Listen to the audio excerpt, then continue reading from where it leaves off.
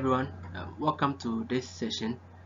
This is session 1 of Unit 4, Public Policy and Debt Management. In this session, we'll start to look at the definition and meaning for public policy and the types of public policy and the importance of public policies.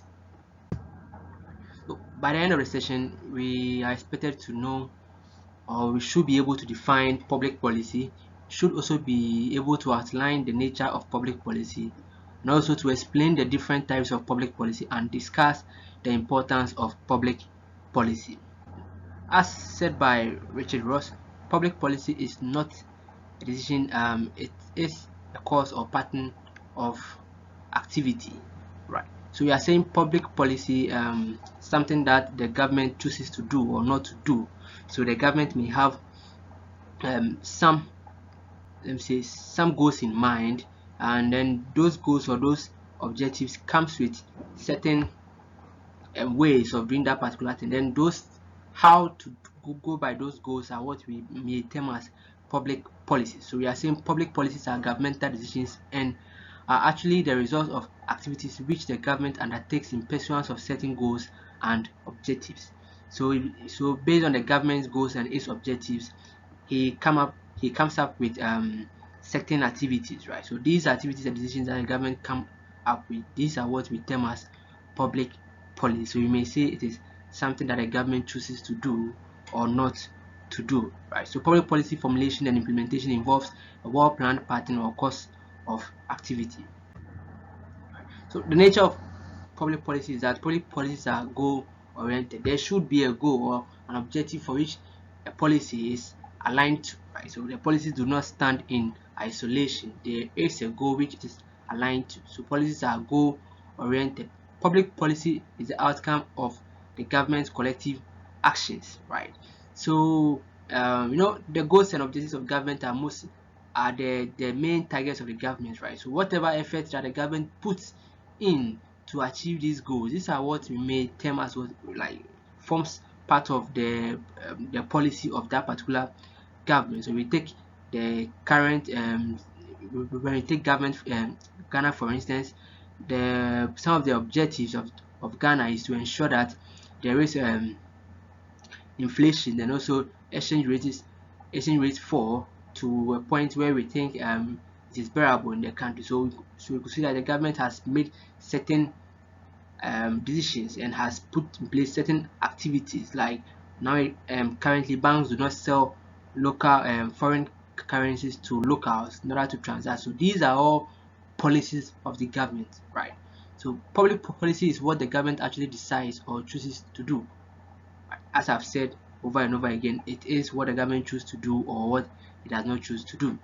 Public policy is positive in the sense that it depicts the concern of the government and involves its action to a particular problem on which the policy is made. So the policies are always based on goals and objectives of the government.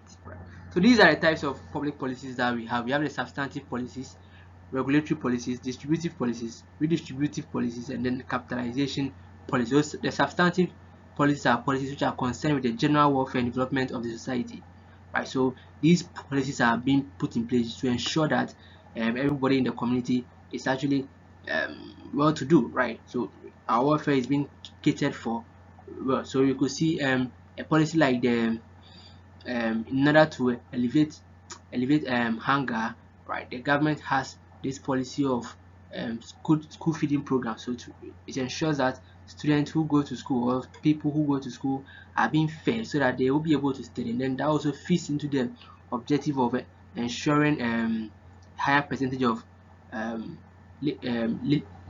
literacy in the country. Like we need to have a lot of people being interested in the country by 2030. So these are all policies that form part of the substantive policies. Then we have the regulatory policies. Regulatory policies are concerned with regulation of trade, business, and others. So as I said earlier, there's with the current depreciation of the currency, the government put in place measures such as the banks stopping the banks have to stop selling foreign currencies to locals in transacting, right? So these are all regulatory policies to ensure that the city does not depreciate further. Then we have the distributive policy. Distributive policies are meant for specific segment of society. So when we take our society, for instance, the government may have policies geared towards agriculture or geared towards, say, people um, in the upper part of the country, or people in the southern part of the country, right? So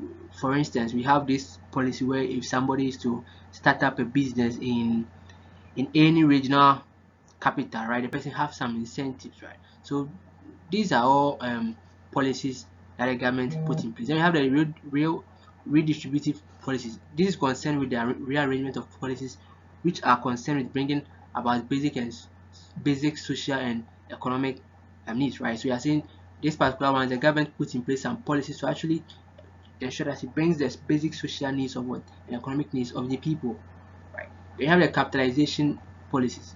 This policy is basically for capital projects. So the government attempt to achieve its capital project objective may bring on board some policies to ensure that these particular projects come into fruition.